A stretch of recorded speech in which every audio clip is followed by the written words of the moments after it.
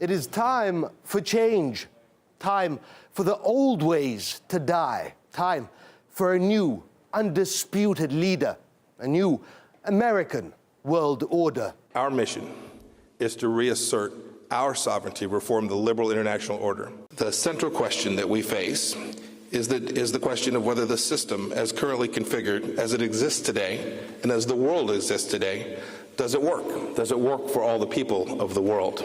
The old ways are out of date. The United Nations is useless, incompetent. The IMF is obsolete.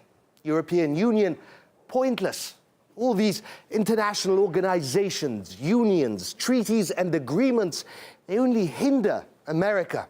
They tie its hands and cripple its power. The logic is sound. Wouldn't we all be better off if we just let America rule? America intends to lead, now and always. The Intermediate Range Nuclear Forces Treaty. Russia is violating it, says America. Others aren't bound by it. It hobbles, limits the United States. And Washington's policy requires, it seems, more nukes, bigger nukes, faster nukes. One country in the world is bound by the INF Treaty, us. China's not bound by it. Iran has an extensive IRBM capability, but we have global responsibilities in Asia and the Middle East. We have to be responsive there, too. International democracy has failed. Alliances have failed. Nations cannot tell right from wrong. Everyone wants a say, but why let them? They no longer know what's good for them.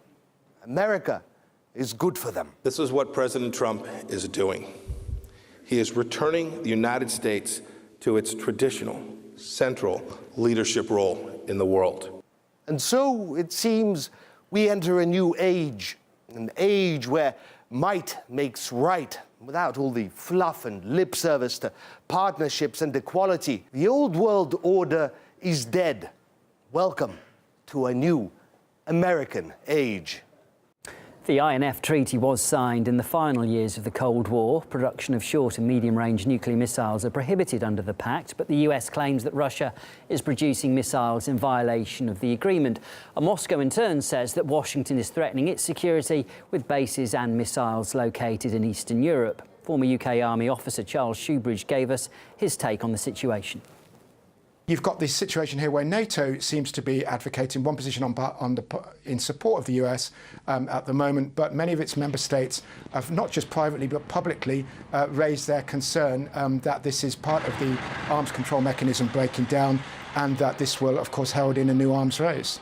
Of course, the United States isn't just looking at Europe, it's looking at elsewhere in the world, and that, I suspect, is the key to what the American decision-making here is, as indeed the Russian government has indicated, that they're looking more at countries such as China, Iran possibly, that are developing such systems, that already have systems in place that would be banned for America and Russia to have because of the limitations on their range.